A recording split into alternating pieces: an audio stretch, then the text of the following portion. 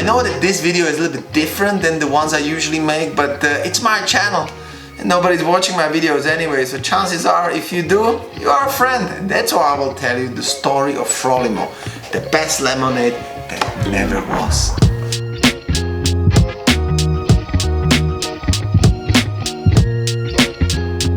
And if you are a creative person, someone who always wanted to do stuff, someone who always wanted to make their ideas happen, someone who wanted to start their own business, this video is for you, because I will tell you how not to do it. I spent last 7 years developing this revolutionary lemonade. It tastes great, completely new concept, fresh ingredients, ice cold by design, low on sugar, simply amazing. It only has one catch and nobody wants to drink it. And nobody ever will. I'm one of those people who doesn't like to drink plain water, but I love to drink, even the non-alcoholic beverages. But you know, usually they're either full of sugar, or bland, or artificial, or expensive. But once I was on a festival 10 years ago, and there were these hipster guys making a ginger lemonade.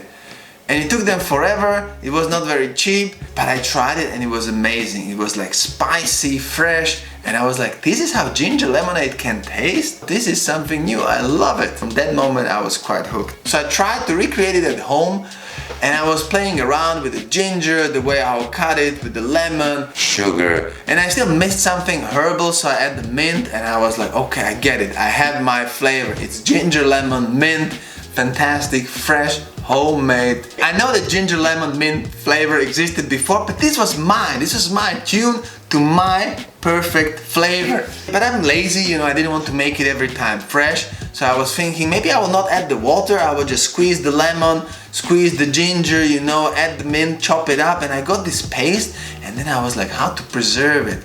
Because if you heat it up, if you pasteurize it, the taste is changing, you know, it will change and it's not gonna be good. So I took the paste and I put it in an ice cube tray and I freezed it. I was like, finally, I have it. A frozen lemonade. Freezing is a great process to preserve food, but the problem is it destroys the texture. You know, if you have leaves or fruit, it doesn't taste the same when you take it out. But it's not the problem with the lemonade, everything is already blended. So voila, my first frozen lemonade was created. And I call it Frolimo because frozen lemonade. I am very creative, I know.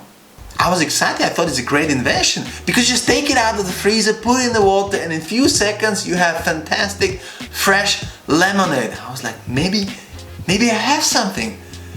And as a scientist that I am, I was like, okay, I'll really now try and develop a product. I worked very hard on the recipe because I wanted to have a procedure which is easy to manufacture, easy to scale. And also I had the ginger flavor, which is nice and fresh, but I wanted to have something fruity, so I chose to make a strawberry flavor. And I made the Frolimo strawberry lemon mint flavor. And the best thing, the reason why I choose strawberry is that whenever you have a strawberry juice or tea, it tastes good, but it doesn't taste like a fresh strawberry. But my lemonade was able to retain the nice fresh strawberry feeling. So I was like, great, I have a fresh lemonade, I have a strawberry lemonade, I have fruity flavor, I'm ready. Then I started to develop the packaging and I was going through everything, all different bags, pouches, whatever you can think of. I tried it, I tested it. And at first, originally I wanted to have like a packaging which goes into the water bottle so you can just buy it in the shop, pop it in, shake it, and you have your lemonade. But you know, it would have to be made custom, so I opted with the pouches, which I can actually, it took some effort, but I can heat seal it at home and I can prepare a trial, a sample, which then can be sent to manufacturers. So I was ready now. I was ready. I could start to contact manufacturers. I had my product, I had my trial version. Normally I would even opt to manufacture first batches at home, but I checked the regulations, everything is very crazy, and I was like, I can't do it, I can't do it at home, I can't make now a production. So I was looking and I was calling. After many calls, I found a small company in Czech Republic which was willing to work with it. I sent them my samples and they tried to do a first run and it completely failed. The packaging was not possible to use, so I had to opt it out for a little bit like ice cream packaging. And that is the one which we choose now here. You can put it in, you can scoop as much as you want. It's biodegradable, so I was like, okay, it's fine and it's easy to do it. I also tested it if it will not leak, and it did not. So we had half the packaging and we could go for it. See, I even did my own artwork. I did everything. I painted the pictures, I painted the pictograms, how to make the lemonade, I painted the mint, the ginger, the lemon, I printed the first labels. I did everything alone. I mean, with some friends. But I was ready. I was ready. I had the product, I had the manufacturers, I bought a freezer, I even found a warehouse which can store a big amount, which is certified. I was ready for initial phase, for scale up, for everything. I founded the company, learned how to do it, checked the taxes, and now I was ready to take my business into the stratosphere. But then... Oh crap! Life happened. I thought that I'm at the finish line, but actually I was just at the beginning. Because if you ever listen to anybody talk about their business or startup, they agree on two things. First is that your idea is worthless. The execution is what counts. Second, that sales is the most important department of the company. And I was like, yeah, if you have a bad product, but not if you just revolutionize the beverage industry. You don't need sales. I thought that lemonade is gonna sell itself because it's a great product. It is fresh, healthy, convenient, cheap, biodegradable packaging, environmentally friendly, cold when you make it, low on sugar. It ticked all the boxes. It has to sell. But it didn't. It was not enough. Restaurants didn't want to touch my lemonade, neither did the bars, because even the simple process of dissolving the lemonade was just too much hassle for them. And they have other products to sell. What's the point of selling my lemonade, you know? They can earn more money with a higher margin than Coca-Cola they sell. I also gave it to my friends, you know, and they liked it, they enjoyed it, but they never really came and asked for more. Some have it in their freezer still this very day. I tried, but I had no time.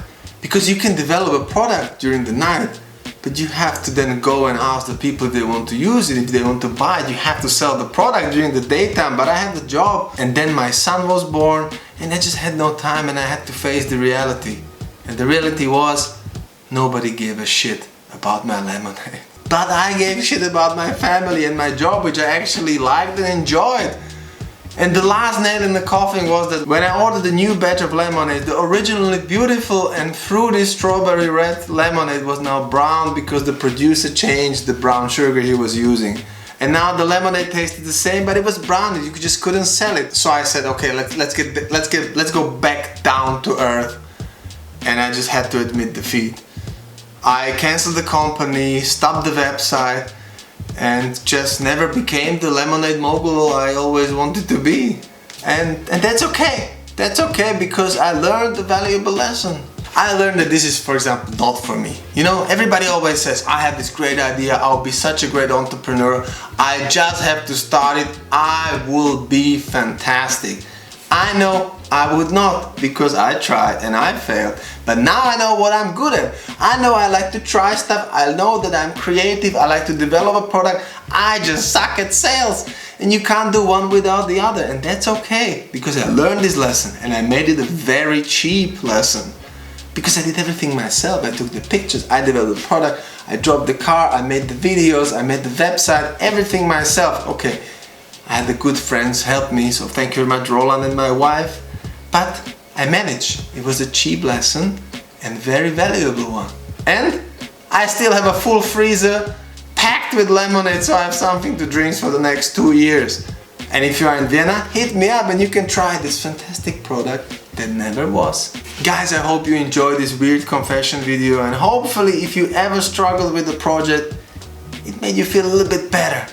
Because I feel like there's not too much fail stories which is being discussed outside, you know, and it's much more my stories than there are like Logan Paul's prime hydration success stories, you know, but you never hear about them. If you ever hear a fail story, it's usually just a backdrop to the success story in the end, but not in my case. I tried to make a lemonade business, I failed. I have a 10 years YouTube channel and I have 100 followers.